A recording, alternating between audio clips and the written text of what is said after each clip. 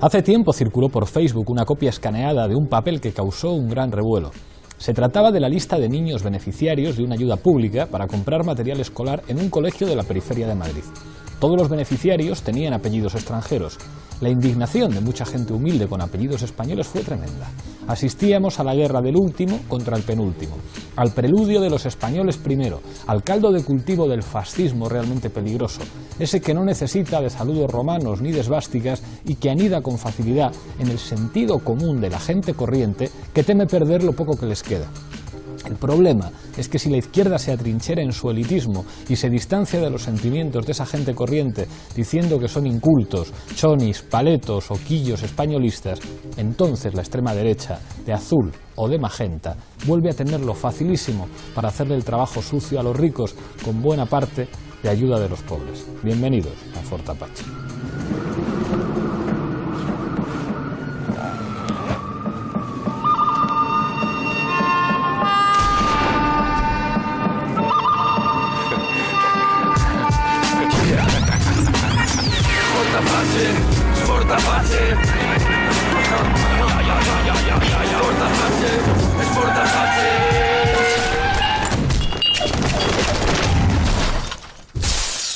Esta noche en Fort Apache hablamos de racismo en Europa. Para ello nos acompañan 6 invitados. A mi izquierda se estrena por fin en el programa Raúl Sánchez Cedillo. Bienvenido a Fort Apache. ¿Qué tal? Gracias. Frente a él, Fernando Díaz Villanueva. Gracias por venir. Muy buenas noches. Inés Maestro. Buenas noches. Jorge Bestringe. Hola, querido. Abuy en Fubea. Muchas gracias por estar aquí. Buenas noches, muchas gracias. Y cierra la mesa Óscar Iglesias. Buenas noches.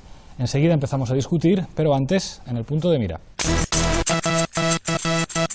La reciente catástrofe en Lampedusa, donde murieron 366 personas, ha vuelto a sacar al debate público el drama de la inmigración.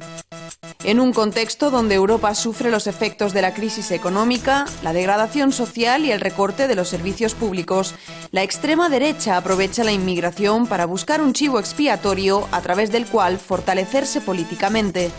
De manera paralela, muchos jóvenes del sur de Europa se ven obligados a buscar empleo en otros países de la Unión, mientras que un sector de migrantes latinoamericanos retornan a sus países de origen.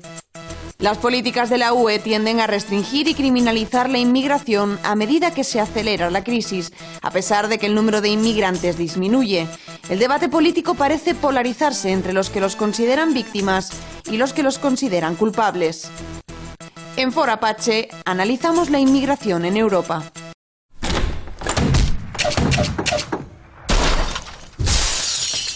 Como siempre en Fort Apache empezamos con regla del minuto. Misma pregunta para los 6 invitados. ¿Hay racismo institucional en Europa? Raúl, un minuto.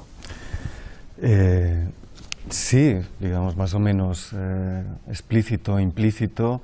La legislación de inmigración europea sigue basada justamente en la definición de ciudadanía a partir de un conjunto homogéneo que es la nación.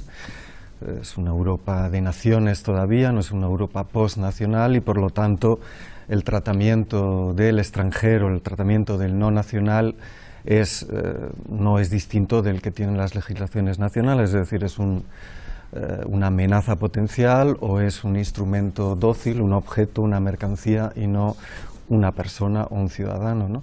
Y en esa medida, es decir, como la medida en que en una democracia europea se trata así al extranjero, y eso es una prueba del tornasol de la calidad de una democracia, de lo avanzada que sea, sin duda hay un racismo creciente, por otra parte, y aprovechado por fuerzas contrarias a Europa. Gracias, Raúl. Fernando.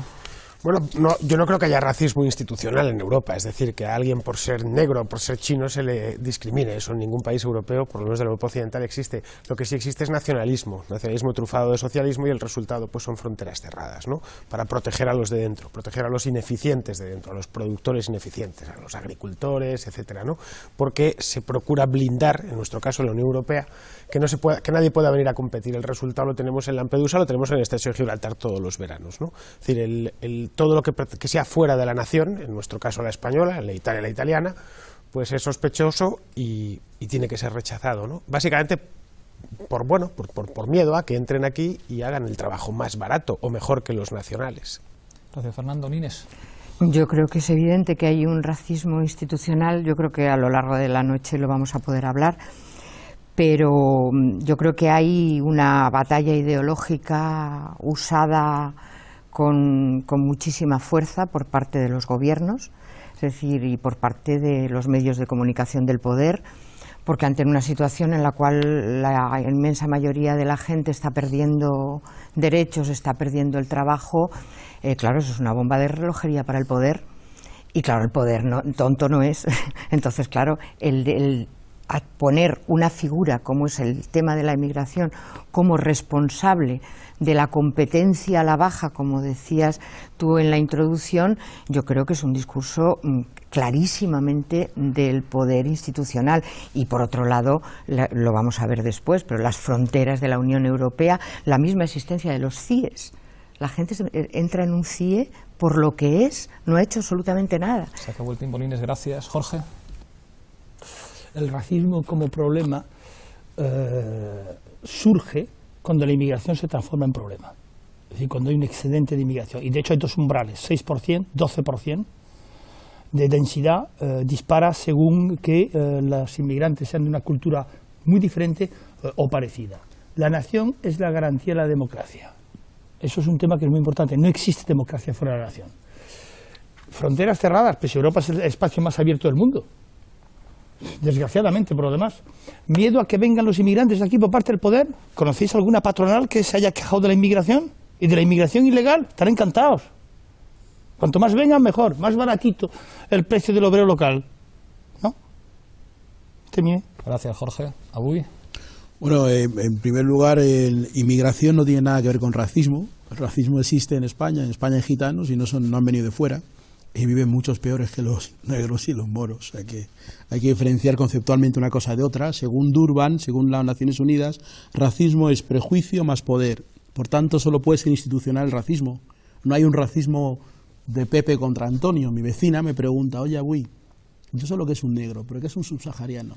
Porque ella, obviamente, no tiene esa categoría para conceptualizar las cosas porque es el poder el único que puede ejercer el racismo, porque es prejuicio más el poder. Un policía, cuando para a un negro por ser negro, le para haciendo uso de su autoridad que le infiere el sistema democrático, de su pistola y su placa, y de un prejuicio. Pero si solamente tiene un prejuicio y no tiene el poder, no puede hacer nada. Entonces... Gracias, Abuy. Óscar. Ocurre que el poder no solo es institucional. Ante la pregunta, sí hay racismo en Europa, y lo va a haber más dependiendo de quién gane la batalla ideológica en la que estamos ahora mismo. Hay una Europa de los mercaderes, hay una Europa del beneficio, que cree que las personas, las que están dentro de Europa y las que están fuera, más las que están fuera que las que están fuera, son objetos que tienen que utilizar para tener más beneficio, independientemente de que coman bien, que tengan sanidad. Eso es lo secundario. Si ganas Europa, habrá más racismo, no solo porque tengan un color de piel distinto, sino habrá más racismo también interior. Racismo entre el pobre, que estará en el sur, no solo en el sur de Europa en cuanto a países, sino en el barrio y en el sur de cada barrio, en cada ciudad europea, y está la otra Europa, que es la que tenemos que intentar que venza esta pelea, que es la Europa que surge de la Revolución Francesa, que es la Europa de las libertades, y que es la Europa que tiene como objetivo fundamental al ser humano y su dignidad. Esa es la pelea, y dependiendo de quién gane, habrá más racismo o habrá menos racismo. Oscar, gracias. Veo que Raúl estaba animado y veo que voy a ser el único aquí que no va a tocar el violín. Dale, Jorge. No tengo problema. Toca la guitarra eléctrica. Vamos allá. Raúl. Vamos, respecto justamente a lo que decía Jorge, creo que justamente, si tú defines la nación, la democracia como soberanía nacional únicamente, y a partir de la nación, pues es inevitable que haya en todas las constituciones democráticas elementos de racismo. Obviamente eso es perfectamente cuestionable y tiene que ver justamente con los elementos de democracia posible y democracia avanzada que han expresado primero las luchas del movimiento obrero, en Estados Unidos mismo, las del Industrial Workers of the World, justamente el primer sindicato multinacional, solo que hablaban inglés, y en el espacio europeo, precisamente, los padres fundadores de Europa, por lo menos no de Gaulle, sino Schuman, de Gasperi, Spinelli, etcétera, y el aspiraban... aspiraban a una democracia postnacional, es decir, a un debilitamiento del vínculo entre nacionalidad y derechos de ciudadanía.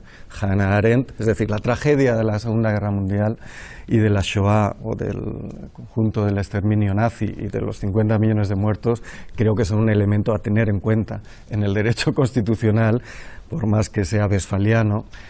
Y por lo tanto a no definir democracia como pertenencia a una nación o ejercicio de una soberanía. Me encanta esta práctica de la amalgama, me encanta. No. Otra cuestión, y termino, que no va solo por eso, es que sin duda, y respecto a lo que decía Abuy, hay un racismo obrero, ojo, entre otras cosas por una falacia teórica, ¿no?, que comparte, creo, buena parte del sindicalismo oficial, que dice que los inmigrantes de facto son el factor de la tendencia a la baja del precio de la fuerza de trabajo. El ejército de reserva. Obviamente, pero eso solo es así cuando los defines como extranjeros. Es decir, a partir de un derecho democrático fundamental que es la libre circulación de los trabajadores, que por supuesto los neoliberales niegan cuando afirman la libre circulación de mercancías, la mercancía fuerza de trabajo no le dejan. Si puede circular, verás cómo si te pagan poco te vas a otro sitio, pero si no te dejan, ahí es donde tienes un mercado de fuerza de trabajo cautivo y ahí es donde funciona esa ley. Jorge, Nines y Óscar. Vamos a ver. La democracia se basa en la soberanía del pueblo, claro. ¿Qué es la democracia? Yo pongo una raya aquí y vengo a decir que los que estamos aquí tenemos derecho a decidir nuestros destinos y nuestras decisiones, mientras que los que estáis al otro lado de la raya decidís sobre vuestros destinos y vuestras cuestiones. Por tanto, la democracia es inseparable del concepto de nación.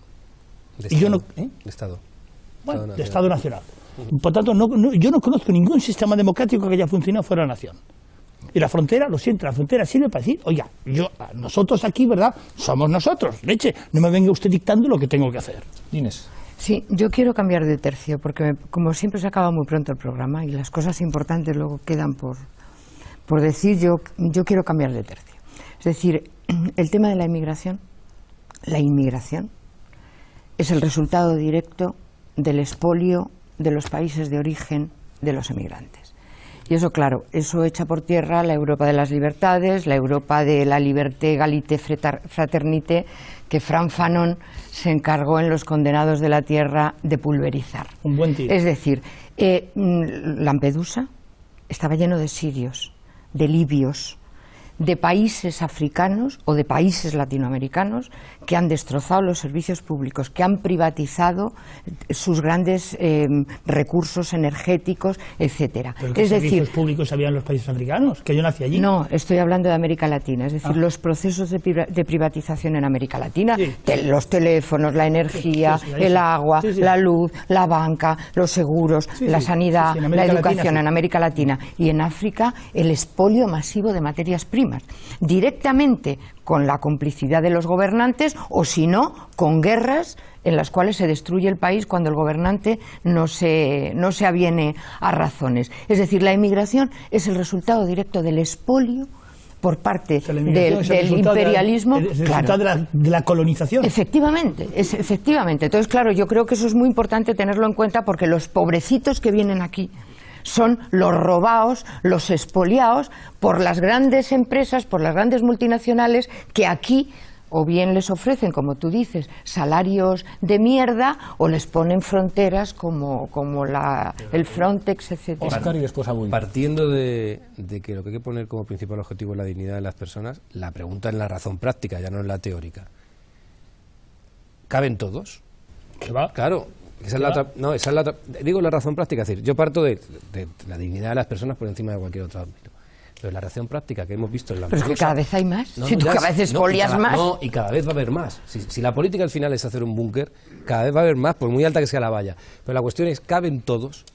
Que es una pregunta también para intentar... No, caben en su país. Si es gente que no emigra. Si es a donde iba de claro. Si caben todos, vamos a ver, Abuy, ¿caben todos? Pero eso es una merienda de blanco, es un debate falso. O sea, No, es un debate... iba a hacer la pregunta, iba a hacer la respuesta, no me habéis dejado. Claro, pero ese tipo de preguntas es como decir, son preguntas que no tienen ninguna contestación, porque vamos a ver... Sí la tiene, porque si no le das respuesta es... Pero ese tipo de preguntas son las que se hacen en los debates de la Rosa Quintana y todo eso. Pero sale en un debate 300 personas, no, sale en un telediario 300 personas muertas y ya está. Vamos a ver, pero es muy sencillo, vamos a ver. Para que tú hagas esa pregunta, primero tienes que hacer que el rector de la universidad donde tú trabajas sepa que hay un país en África que habla castellano y no lo sabe. Entonces, ¿cómo vas a poner a preguntar a la sociedad que no hay de la universidad si caben todos? Es decir, es como tratar de explicar una realidad que no se puede explicar. Vamos a ver, lo primero es el tema de la memoria, ¿vale? Yo recuerdo que hay una anécdota, cuando a mí la Universidad Indígena de Bolivia me da el doctor honoris causa,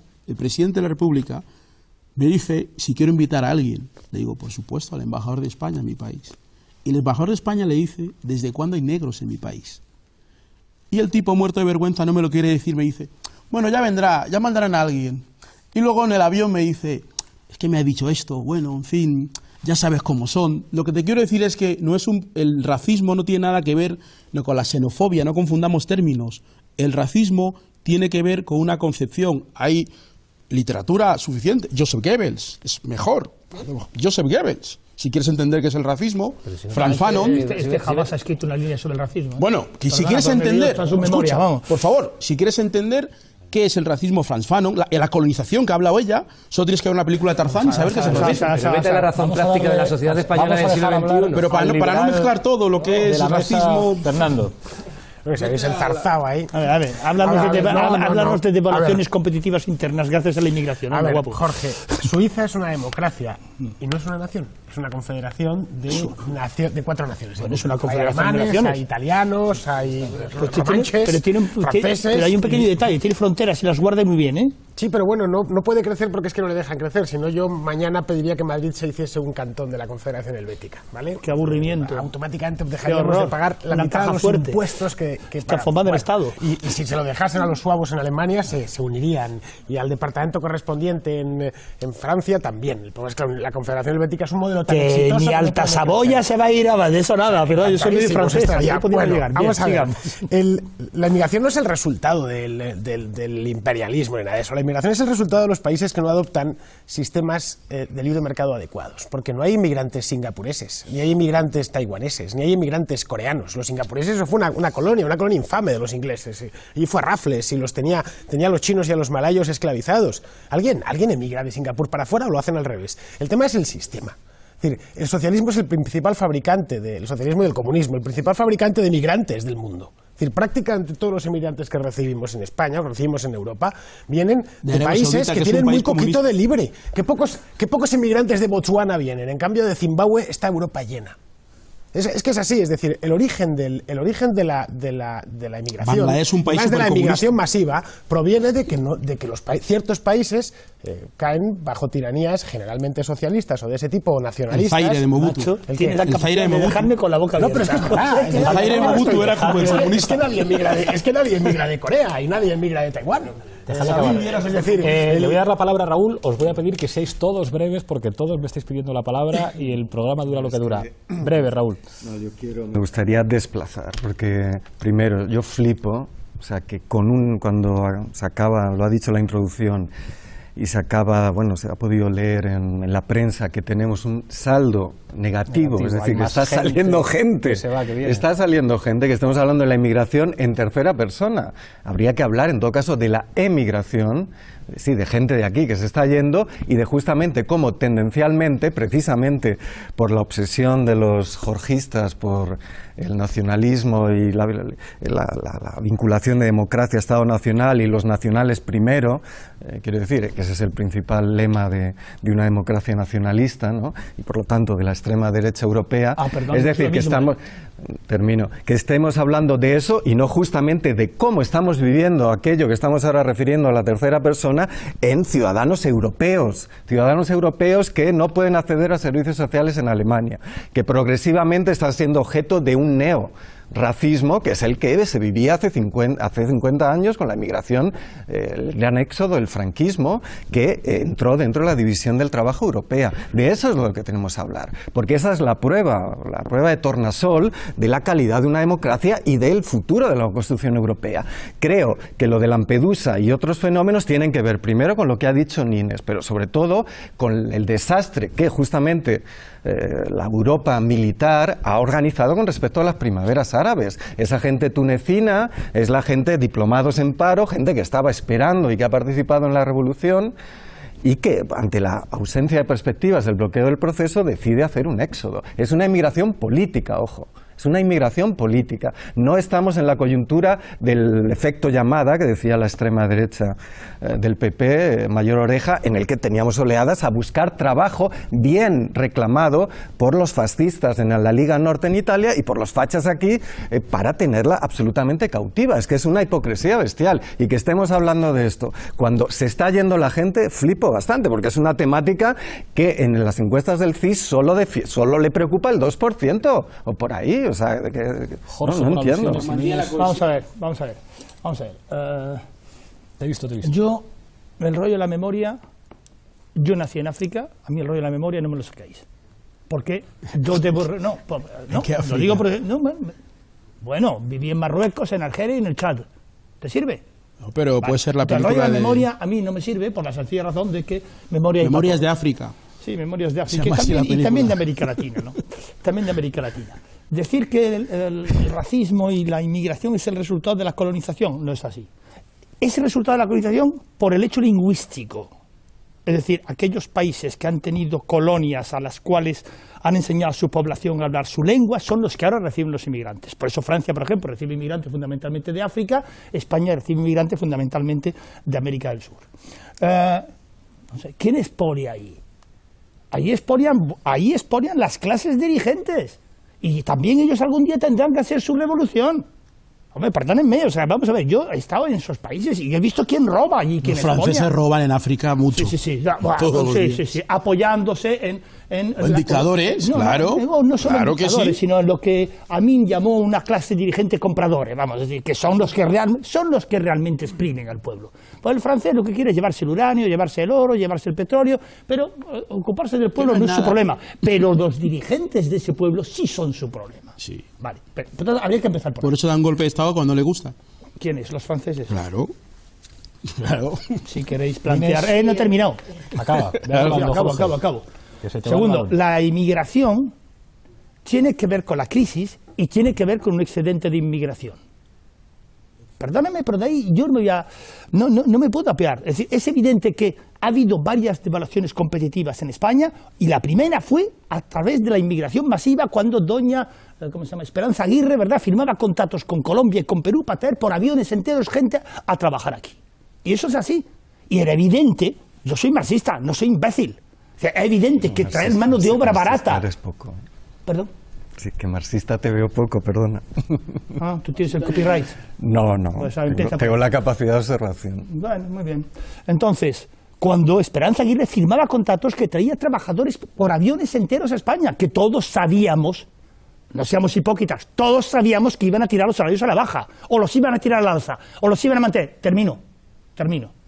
¿Puedo ocuparme del destino de mis alumnos de cuarto de carrera principalmente en relación con los que vengan de otros países? ¿O me vais a crucificar por ello? Ha quedado claro. Nines, os tengo que pedir que seáis breves. Yo creo que hay algo, porque si hay alguien que no es tonto es la OTAN. Y os voy a recordar una cosa importante. En la reforma más importante de la OTAN, en 1999, en pleno bombardeo de Belgrado, establece, que yo lo estudié bastante aquello, establece una cláusula de intervención preventiva en los países. Las emigraciones masivas. Sí, qué raro entonces. En 1999 las emigraciones masivas. Ellos saben lo que están haciendo. Claro, Jorge, que hay corruptos de turno, como es el Bárcenas, el PP o el PSOE o los de los ERES. Ahora, los que tienen la sartén por el mango son las grandes empresas multinacionales, la gran banca, que es la que pone a los reyezuelos o a los politicastros de turno, que son los que les permiten hacer el negocio gordo. Y yo quería plantear una cosa que me parece muy importante. Cuando estamos hablando, yo repito lo que dije al principio, la batalla ideológica de un poder que, como decía Jean-Claude Juncker cuando era presidente del Eurogrupo, cuando decía los políticos no saben qué hacer, y él decía, los políticos sabemos perfectamente qué es lo que tenemos que hacer. Lo que no sabemos es cómo hacerlo y que nos sigan votando. Entonces, la batalla de la inmigración es una batalla de las clases dominantes y de los gobiernos, que ya hablaremos en otro programa, que sean de izquierdas o sean de derechas, están estableciendo las mismas políticas para las gentes que viven en sus países. Un ejemplo, Grecia, dejadme que lo diga, es de sanidad. Todo el mundo sabe que Amanecer Dorado está haciendo pues sus cosas clientelares solo para griegos. En estos momentos hay 2,5 millones de griegos, de Grecia, y griegas, que no tienen derecho a ninguna sanidad pública, ni siquiera urgencias, porque no han cotizado los 3 meses anteriores a la seguridad social. Por modelo en Europa. Óscar y Abuy, tenéis 1 minuto cada uno y vamos a zapping. No sé, la cuestión fundamental al final es un concepto de ciudadanía. Es decir, yo creo que en este país, en estos momentos, lo que hay que decir es que el gobierno de turno ha sacado de la sanidad pública a casi 900.000 personas, que se pueden poner malos como cualquiera, y que eso no se puede consentir por la sociedad. Eso es intolerable. Y que eso no se puede consentir por la sociedad española. Es que yo también me voy a la razón práctica aparte de la teórica. En Lampedusa muere mucha gente. Y todos los líderes del mundo mundial, qué pobrecitos que se han muerto allí. Al día siguiente no pasa absolutamente nada. A los 2 días, como hay gente que dice, hombre, esto es un poco bárbaro. Bueno, en el Consejo de Europa vamos a ver si hacemos algo. A la semana, sí, ya, pero antes, a la semana siguiente no ocurre nada. Ya nadie se ha olvidado todo el mundo de Lampedusa y se ha olvidado todo el mundo de por dónde aparecen. Yo lo que quiero decir es que los gobiernos, y con esto ya acabo, para que los gobiernos de turno sean ideológicamente del gobierno, que sea o de la ideología que sea, creo que los de izquierda tienen más sensibilidad, tiene que haber una ciudadanía detrás que también le esté presionando para que haga ese tipo de cosas, para que estas 800.000, 900.000 personas no se queden sin su derecho a la sanidad, para que los que vengan aquí, que no pueden venir todos, tengan una vida en la igualdad de condiciones y no en el reparto de la miseria, porque si se reparte la miseria, está matando la base al populismo de la derecha. Abuy, rapidísimo. Muy breve, mira, en primer lugar, Jorge, para desmentir todo, porque tú haces un juego de Goicoechea, un juego del Athletic de Bilbao muy marrullero del área, entonces confundes a todos los jugadores y al final hay penalti y gol. Mira, ¿quiénes liberaron Francia, tu país? Fuimos los negros de Senegal y los republicanos españoles que entraron a echar a los nazis de allí. A día de hoy, 40 años después... Los vendíais esclavos... No, espera, eran soldados africanos y republicanos españoles que entraron a echar a los nazis. Después, 40 años después, el señor Valls, que es un catalán blanquito, es el alcalde. Y los nietos de esos negros que echaron a los nazis para que tú fueras demócrata, están en la Balue jugando a la exploitation. Eso se llama racismo. Eso está la historia. Y eso no me lo he inventado yo. Y si quieres, hay cine... Pablo, que le gusta tanto el cine, el cine se llama Ousmane Sembène, es senegalés, tiene muchas películas. Y los negros que reclamaron su paga en igualdad de condiciones con los blancos, los mataron en campos de concentración, en Francia democrática. ¿En Francia ha habido campos de concentración donde no negros? Estaban también los españoles. ¿En qué mundo vivís? ¿Estaban españoles? ¿Republicanos? Después de la Guerra Civil Española. ¿Había españoles republicanos? Los españoles republicanos llegaron. Pero ahora sí, pero no, yo te paso bibliografía. Jorge, te paso bibliografía, no te preocupes. Adelante, Zapping, te paso bibliografía, Jorge. El naufragio de una embarcación con cerca de 500 inmigrantes en las costas de Lampedusa, en Italia, vuelve a teñir a Europa de vergüenza. No puede ser que alguien se encuentre en una situación de emergencia absoluta en el mar Mediterráneo y que, por miedo a sanciones, los pescadores, los capitanes de barco, los colaboradores de Frontex o los responsables de Eurosur no se atrevan a ayudarles. Miles de jóvenes nos estamos viendo forzados a emigrar por una crisis que tiene responsables. Alemania, la primera potencia europea, parece ser la tierra prometida. 29.910 españoles emigraron en 2012, un 45% más que el año anterior. No nos vamos, nos echan. El año pasado llegaron por mar 3.800 inmigrantes, un 30% menos que en el 2011. Crece la población en Alemania por primera vez en casi una década. Se trata de un aumento de la inmigración que salva el envejecimiento de su población y también su economía. Que hay que preservar la integridad física de todo el mundo, es decir, no sé exactamente cuáles son, si puede producir efectos que afecten a las personas, no hemos tomado una decisión sobre este asunto, pero está en estudio. Se está valorando el efecto disuasorio que indudablemente tienen. Las concertinas no tienen en ningún lugar un efecto disuasorio, en absoluto. El único efecto que tienen es efectivamente el de dañar a las personas que van a saltar esa valla.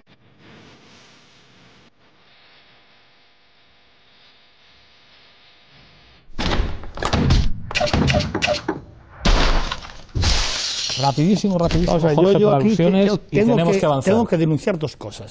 Primero, una cuestión de demonización de cualquier argumento contrario a la inmigración, incluso cuando la inmigración es excesiva. Y segundo, lo que podríamos llamar la reducción ad Hitlerum. En este programa hay plena libertad para exponer cualquier argumento. Por eso estoy poniendo la reducción ad Hitlerum. Entonces, en la extrema derecha, no sé qué, miren ustedes. En las banlieues, en Francia... Luego te doy bibliografía, ¿eh? Me da igual. Es que soy francés. Pero te doy bibliografía. En las banlieues en Francia el problema son la segunda y la tercera generación. Si son quinta generación, Jorge. Esos no son el problema. 1940, el problema son la segunda 2013. y la tercera generación, donde gente ha ido a Francia a emigrar, pobres, y además está bien, a mí no me parece mal, dentro de una cierta cuantía, de un cierto límite. A los niños que han ido a la escuela les han enseñado esto de, aparte de que nosotros los galos solo tenemos miedo de que el cielo se nos caiga encima de la cabeza. ¿El señor Valls no es inmigrante? Por favor. ¿El señor Valls? Por ¿Salió de Cataluña? favor, no me hagas esta asamblea, por favor. Entonces, les dicen libertad, igualdad, fraternidad, y luego igualdad, el chico sale, y la igualdad no hay porque no la hay. No, sí, termino. Por tanto, cuidado.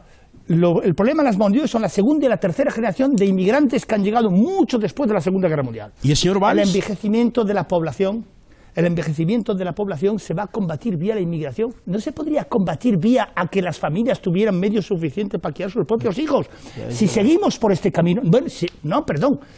mirad, en Francia ha sido clarísimo el proceso. Estoy siendo el presentador menos intervencionista de toda la televisión. La diferencia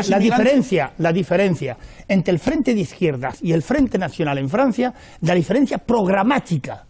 Son programas prácticamente idénticos, excepto en dos puntos, la seguridad y la inmigración.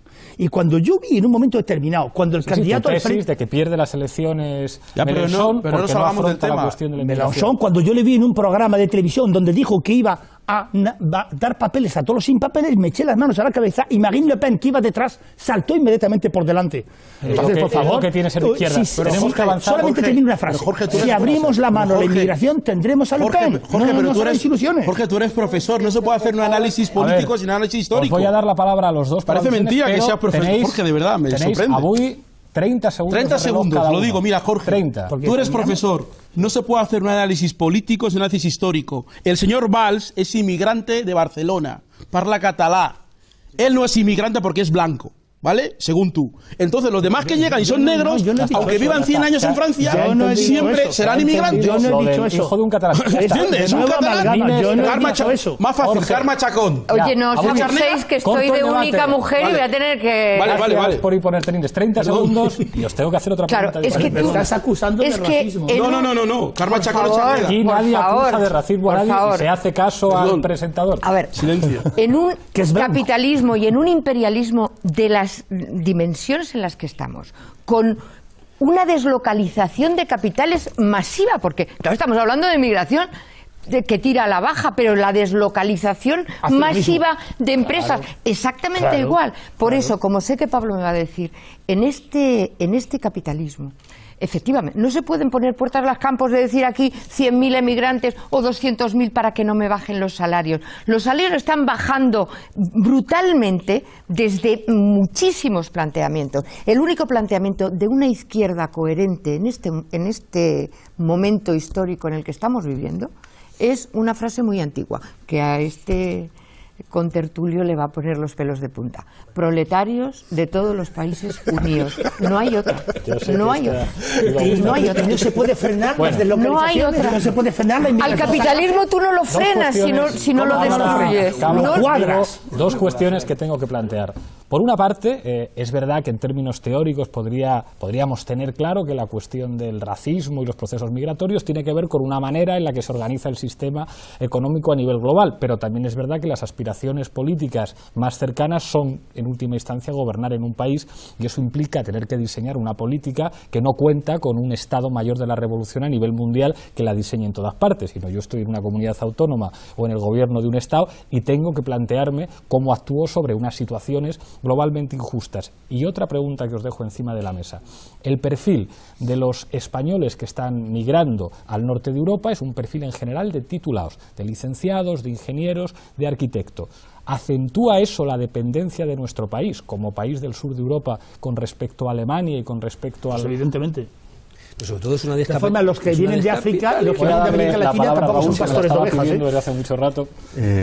Sí, es decir, insisto que justamente estás detallando fenómenos que, digamos que necesitan un montón de mediaciones, es decir, de hablar de otros problemas para hablar del problema de la inmigración. Quiero decir, la situación de expolio, de evaluación competitiva, etcétera, tiene que ver con el golpe de Estado financiero. Está claro. Ok, partimos de esa claro, base. Pero entonces, ¿cuáles son las medidas? Porque hay muchas veces que en este programa las medidas son, primero, romper con los tabúes, o sea, los tabúes sobre la democracia, como democracia que justamente tras 20 años de globalización detenidas, tenemos que ante la incapacidad de buena parte de la izquierda y de fuerzas liberales que creen justamente en la libertad, en la libertad, en la circulación, etcétera, las decisiones que hay que tomar, que es redefinir los derechos a partir de una base postnacional. Vayamos a una globalización, viva la mundialización. No, primero a nivel de la Unión Europea, Jorge, a nivel de la Unión Europea, donde precisamente si no haces eso, no solo tienes un problema justamente de una violencia gratuita, infame, que solo alimenta la extrema derecha. Lo que alimenta a la extrema derecha es el miedo y los tabúes, no la inmigración. ¿Cuánto odio a la nación? ¿Cuánto odio a la nación? No, ningún odio a la nación, sino amor a la democracia. Y me vais a dejar que el lado liberal de la mesa dé su perspectiva también. Pero por ese amor que establecías a la democracia, la democracia son formas, pero también la democracia final es la razón práctica de gobiernos nacionales. Y en el caso de la Unión Europea, que tanto se habla, es que tenemos que ir a un gobierno también de la Unión Europea, porque no lo tenemos. Tenemos un Parlamento Europeo, que son parlamentarios porque los eligen, pero que prácticamente no toman ningún tipo de decisión presupuestaria. El día que lleguemos a un gobierno de la Unión Europea, que Dios nos ampare. Han perdido la soberanía. ¿Qué tipo de gobierno? Yo voy a las soluciones. Las soluciones, yo creo, o algunas soluciones, que todo tampoco se arregla de la noche a la mañana. Vuelvo al concepto de Europa y al concepto de Estado-Nación, que es donde se va a seguir desenvolviendo la democracia, Estado-Nación y también Estado supranacional. Pero Estado-Nación, en el caso de la Unión Europea. ¿Cómo? Vuelvo al objetivo. Objetivo, pero dignidad de la persona. Objetivo, estás hablando de Estado-Nación en España. Es inviable ya. No es inviable. No es inviable todavía. Que no es inviable. No es inviable. Hablo de España y no de Europa. ¿Qué? Objetivo, poner los derechos de las personas por encima del beneficio. ¿Eso qué significa? Eso es incompatible con pagar la deuda. Exacto. Pero me has dado la razón. No, claro, pero escúchame. No, pero escúchame, si lo que te quiero decir es que si me dejas te explico las cosas. Eso significa tomar una serie de decisiones, es decir, ¿y por qué el gobierno de España, el gobierno de Irlanda o cualquier gobierno europeo no puede ir, sin cambiar el estatuto del Banco Central Europeo, que no hace falta cambiar ningún tipo de estatutos, a financiarse al 0,5%? Puede perfectamente. Puede perfectamente con los estatutos que hay ahora mismo, vía Banco Central Europeo de cada uno de los países y hacerlo. Artículo 21.3. ¿Qué falta? Voluntad política y presión por parte de la ciudadanía. Claro. Y presión por parte de la ciudadanía. Digo presión democrática. Fernando, y voy con Inés. No, sí, por eso estoy diciendo que se puede. Arranca, Fernando. Bueno, Jorge, las naciones son un horror. ¿Cómo? No, sí, ya lo sé. Aquí hay solamente dos que Jorge, estamos defendiendo la nación. ¿No? Te voy a contar una anécdota muy breve para que veas dónde estaba hablando Fernando. Sí, pero solamente para que veas el horror. De Gaulle recibe al embajador de la URSS sobre la base de que Francia iba a plantear una cosa en el Consejo de Seguridad. Y entonces, en un momento determinado, De Gaulle le dice al embajador, bueno, los rusos finalmente, ¿qué vais a votar? Porque claro, si los rusos votan una cosa, votan otra cosa, bien. Fíjate cómo llama rusos a los soviéticos. Llega un momento en que, claro, el embajador soviético le dice, mi general, los soviéticos. Y le dice, digo, tiene usted razón. Entonces, ¿qué van a votar los rusos? ¿Y qué es lo que queda después de la Unión Soviética? Después de 75 años de intentar hacer... Y fíjate que ha sido uno de los sueños más bonitos de la historia de la humanidad. Moderador. ¿Qué queda Rusia? Se entendió. Bueno, vamos a ver, la relación directa que se establece entre devaluación salarial e inmigración es falsa y no viene refrendada por la realidad. Es decir, el ejemplo, Alemania federal de posguerra. Los salarios reales y los nominales crecieron de manera sostenida y durante 60 años han seguido creciendo a pesar de que el país recibió, sobre todo en los años 50 y 60, unas cantidades industriales de migrantes. Más ejemplos, Estados Unidos a lo largo del siglo XX. Es un país básicamente hecho por emigrantes de todas partes del mundo. Y los americanos ganan más hoy que hace 50 años y más que hace 100 años. Eso tampoco es verdad, ¿eh? Las dos cosas no lo son, ¿eh? Ni la primera ni la segunda. Ni la primera ni la segunda. El norteamericano gana más. Yo voy a estar de acuerdo contigo en alguna cosa. Es más, creo que no hay relación directamente a medio plazo, desde luego, ¿no? A no ser que sean ciertos sectores, por ejemplo, en España, en tiempos de la burbuja inmobiliaria, pues sí, los albañiles que llegaban de Sudamérica eran más baratos que los albañiles de nacionalidad española. Bueno, y los camareros, ¿vale? Y los dentistas, y los médicos. Bien. En España, los salarios fueron creciendo mientras entraban emigrantes y han empezado a bajar cuando se han empezado a ir. Luego tampoco hay una... Si es verdad, por favor. No tiene relación, ¿eh? Quiero decir que son dos hechos, no hay ninguna relación. La inmigración... Por eso que vengan más, ¿no? Por eso que vengan más. Jorge, sí. Es una bendición. Un país que recibe inmigrantes es un país bendito. Un país que los manda fuera es un país maldito. Es decir, la inmigración es de las mejores cosas. Significa la inmigración que vives en un país deseable por los demás. Y que Paco Martínez Soria ha muerto. Que a él todavía no se ha enterado. Pero un segundo. ¿Quién no se ha enterado? Que Paco Martínez Soria ha muerto y que hemos ganado un mundial. Calma. La inmigración genera mestizaje, tanto cultural como entre las personas. ¿Y eso es a priori bueno? Sí, eso es bueno. Existe una serie de postulados. Vamos a respetar. Os recuerdo que esto es For Apache, no es Telecinco todavía. Dines. A ver, por favor, tengo la palabra. ¿Os dais cuenta cómo la mundialización... Por favor, Jorge, no, tengo la palabra yo. Hay una evidencia que espero que no contradigáis. Mientras las personas en determinadas partes del mundo no tengan posibilidad alguna de futuro, van a emigrar con concertinas, con Frontex, como lo harías tú, como lo haría yo, como cualquier, lo haría cualquier ser humano. Vamos a dejarla terminar. Es decir, el expolio, estamos en una crisis, ¿no?, gorda, y que no viene de ahora. Es decir, el expolio de materias primas, de riquezas de los países periféricos, está alcanzando una intensidad que no ha conocido la historia previamente. Luego, entonces, claro, tú no te puedes plantear qué hago yo en una comunidad autónoma. ¿Qué hago yo en una comunidad autónoma si me vienen no sé cuántos? Tú tienes que plantearte que los seres humanos tienen que vivir en donde han nacido si quieren. Y otra cosa es que les guste viajar, que no es el caso. Y hay que ayudarles a eso, ¿eh? Pero claro, tú tienes que plantear que tus empresas multinacionales no pueden asesinar sindicalistas en Colombia, no pueden intentar... Claro, y por otro lado, quiero plantear una cosa que me parece muy importante, porque, a ver, tú eres del Partido Socialista, yo no lo sabía.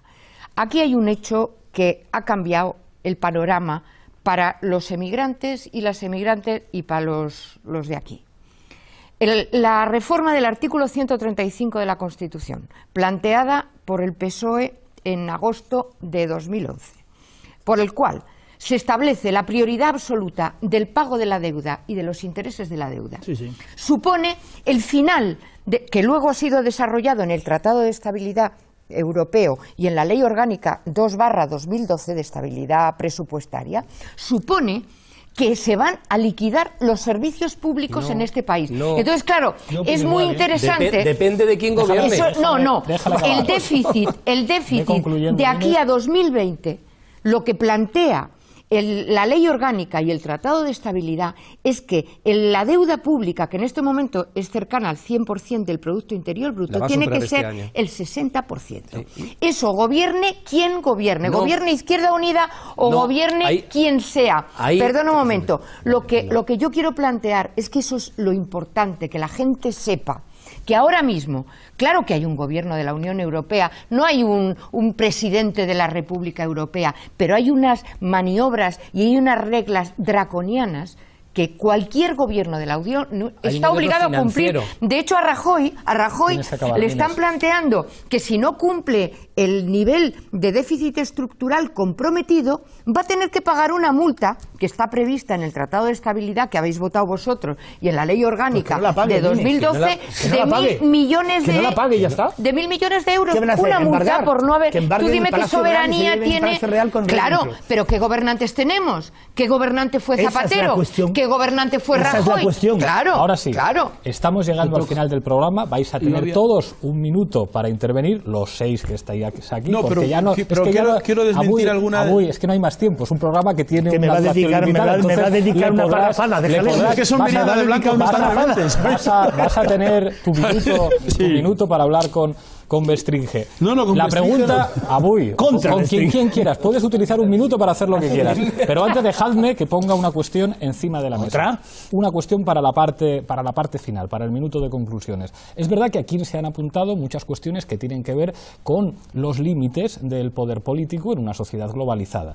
Es verdad que existe una Unión Europea que Perry Anderson dice que es la que le gustaría a Hayek, con la mínima intervención por parte del Estado, que es una suerte de poder financiero. Muy bien. Está claro que desde un ayuntamiento, desde una comunidad autónoma o desde un gobierno que está obligado constitucionalmente a pagar la deuda es muy difícil, pero salvo que planteemos el brindis al sol de cuando se unan los proletarios del mundo, que es una cosa teóricamente impecable, pero que es muy difícil para construir un discurso en el que le estás diciendo a la gente dentro de 2 años hay algunas cosas que pueden cambiar, qué tipo de políticas, y esto tiene que ver con la emigración, con el racismo y con la recuperación soberana, no necesariamente relacionada con el Estado, sino relacionada con la ciudadanía y los derechos de todo el mundo. ¿Qué medidas a corto, medio plazo se pueden tomar en un contexto en el que no va a ser, de momento en Europa parece una guerra civil europea la que resuelva los problemas y que parece que en el sur de Europa no van a ser los misiles los que tengan la última palabra? Con esta facilísima pregunta llegamos al final del programa. Yo os doy un minuto a cada uno. Empiezo contigo, Oscar. Empieza muy sencillo y muy complicado a la vez. Primero, ampliación del concepto de ciudadanía.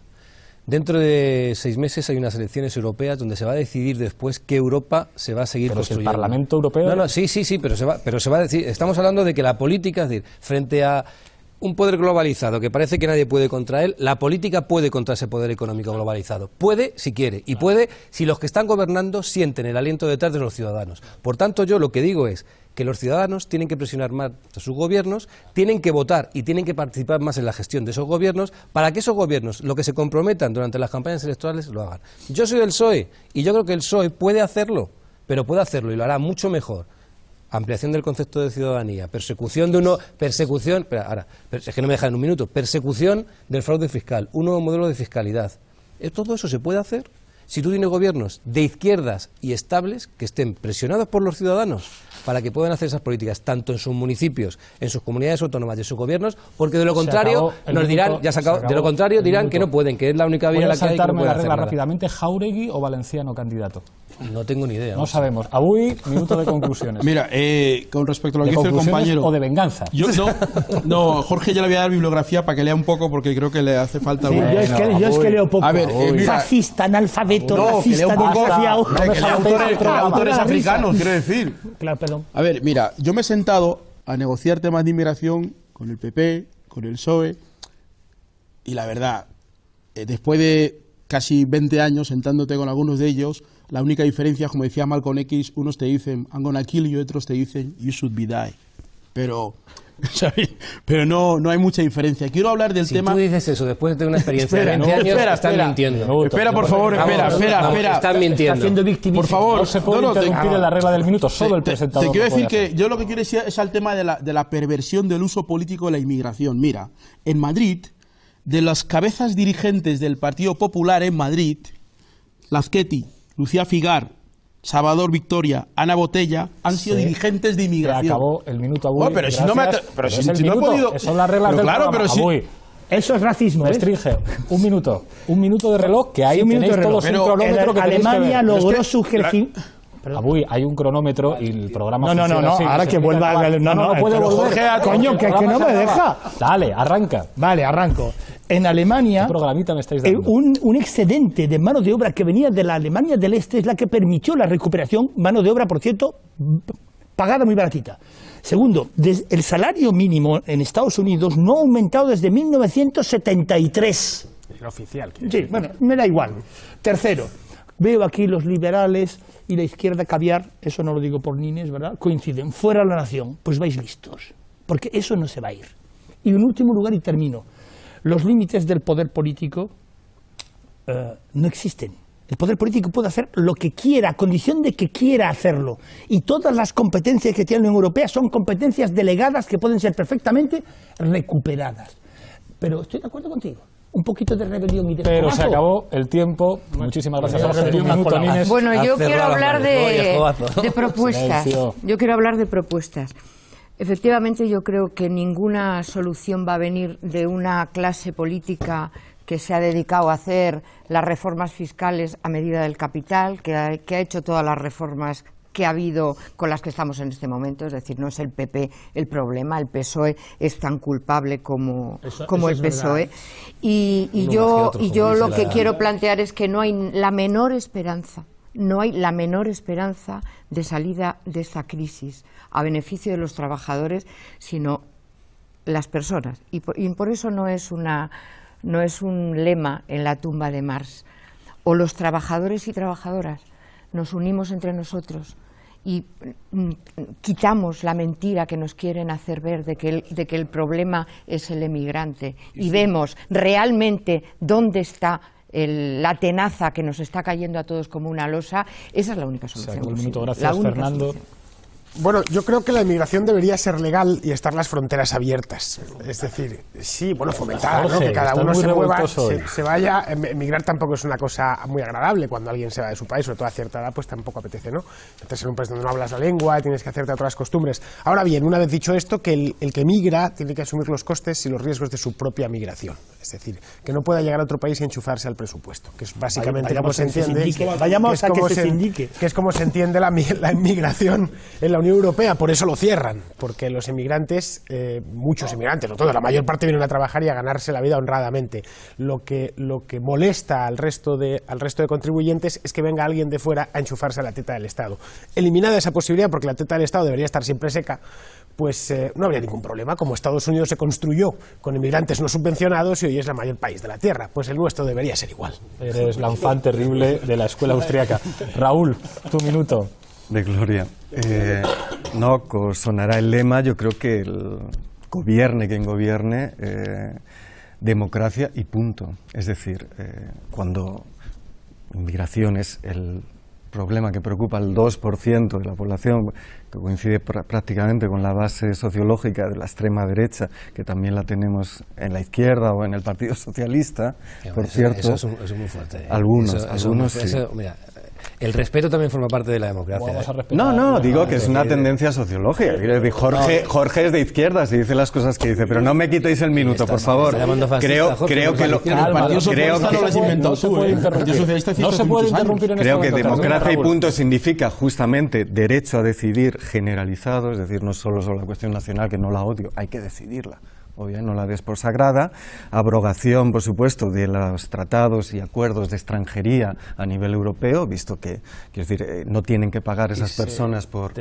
Y perdona, Raúl, y obviamente la auditoría y el impago de la deuda. Muchísimas gracias a los 6. Podemos seguir discutiendo cuando termine el programa, no hay ningún problema, pero yo tengo que despedir, y me voy a despedir con Frantz Fanon, que siempre fue un internacionalista y un defensor del panafricanismo, pero se encontró al final con los inevitables, quizá, nacionalismos africanos que destruyeron la idea del África global. Seguiremos discutiendo, ofreciendo lo que otros programas no son capaces de ofrecer aquí en Fort Apache. Hasta pronto.